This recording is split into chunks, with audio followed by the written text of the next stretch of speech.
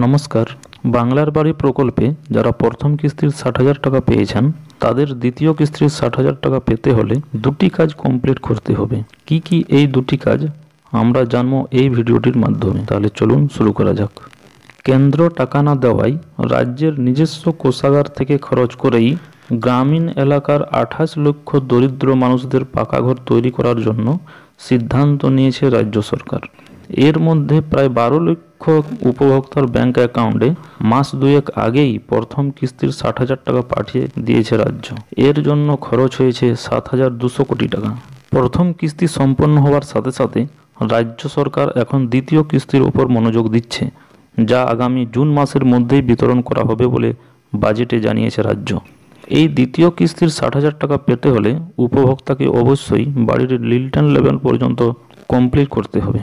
তাই প্রথম কিস্তির টাকায় নির্দিষ্ট সময়ের মধ্যে বাড়ি তৈরির কাজ এগিয়ে নিয়ে যাওয়ার জন্য উপভোক্তাদের সব রকম সহযোগিতা করার নির্দেশ দেওয়া হয়েছে।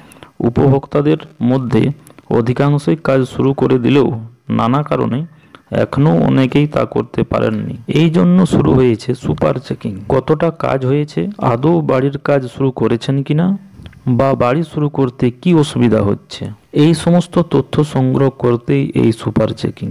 এই সুপার চেকিংয়ের কাজ হচ্ছে ডিজিটাল অ্যাপের মাধ্যমে। যে অ্যাপটির মাধ্যমে পূর্বের সার্ভের কাজ হয়েছিল সেই অ্যাপটির মাধ্যমে বেনিফিশিয়ারির বাড়িটি কি অবস্থায় রয়েছে তা এই অ্যাপটির মাধ্যমে বাড়িটির স্ট্যাটাস আপডেট করা হচ্ছে। যেমন বাড়িটি এখন ভিত কাটা হয়েছে কিনা, বা ব্রিক ওয়ার্কের কাজ শুরু হয়েছে কিনা, বা ব্রিক ওয়ার্কের কাজ হয়ে থাকলে কত দূর হয়েছে তা আপডেট করা হচ্ছে। উপভোক্তাকে দ্বিতীয় কিস্তির ৬০,০০০ টাকা পেতে হলে প্রথমত অবশ্যই বাড়িটি লিল্টন লেভেল পর্যন্ত কমপ্লিট করতে হবে। লিল্টন লেভেল পর্যন্ত কমপ্লিট না হলে দ্বিতীয় কিস্তির টাকা পাওয়া যাবে না। দ্বিতীয়ত ডিজিটাল অ্যাপের মাধ্যমে সুপার চেকিংয়ের কাজ সম্পন্ন হতে হবে। ডিজিটাল অ্যাপের মাধ্যমে সুপার চেকিংয়ের সময় বাড়িটি লিল্টন লেভেল পর্যন্ত দেখানো হলে তবেই দ্বিতীয় কিস্তির টাকা পাওয়া যাবে। ধন্যবাদ।